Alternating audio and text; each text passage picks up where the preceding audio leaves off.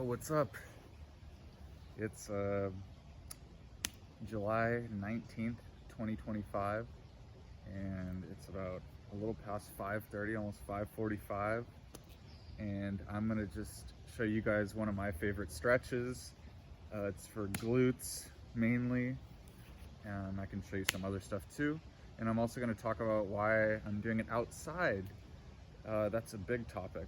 I've actually fallen in love with doing yoga outside for many reasons. First, most practically, is that the ground gives, right?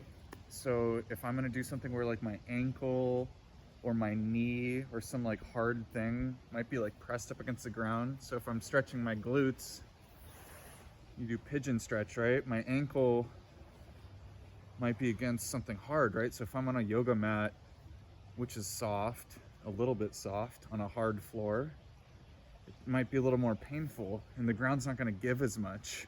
Also, the fact that it's giving right now allows me to get deeper into the stretch. Like the sand is conforming around me, right? It's hard to get into a pigeon stretch in general, right? Like just being on flat ground to get this 90 degree here and a 90 degree there, and then also have my hips open enough. That's really hard to do on flat ground. Most actual trainees and practitioners who are doing a pigeon stretch to make progress, they're going to use an elevated table so they can actually get this hip alignment correct. So doing a pigeon stretch in a yoga class on wood floor on the ground is actually really difficult to do correctly. So my point is that being on some kind of natural soil or grass, the ground will conform a little bit more and it'll allow you to get deeper into certain stretches.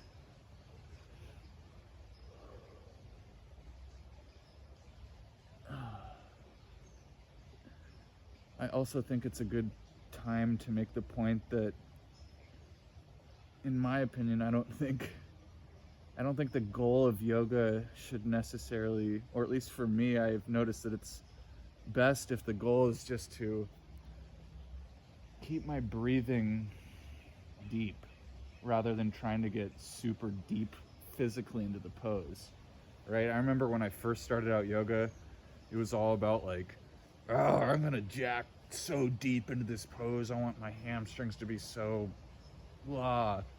But I've gotten so much more benefit from trying to keep my breath long through the easy poses as well as through the hard poses, right? You know, when your breath gets kind of like before you're about to do something hard, if you're gonna hold like a pose, for instance, like this, right? If I'm gonna hold my abs and I'm gonna hold myself up, that's a harder pose than if I'm just in child's pose, right? I don't have any like straining of my breath right here, right? So if I can keep my breath the same cadence here, like if I'm in this easy pose, can I keep my breath in the same cadence there as it is in this hard pose?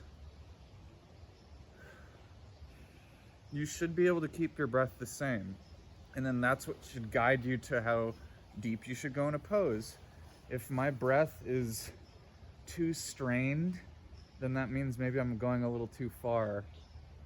But you want to be in that proximal zone of development, right? You don't always want to be too safe and not trying to push it.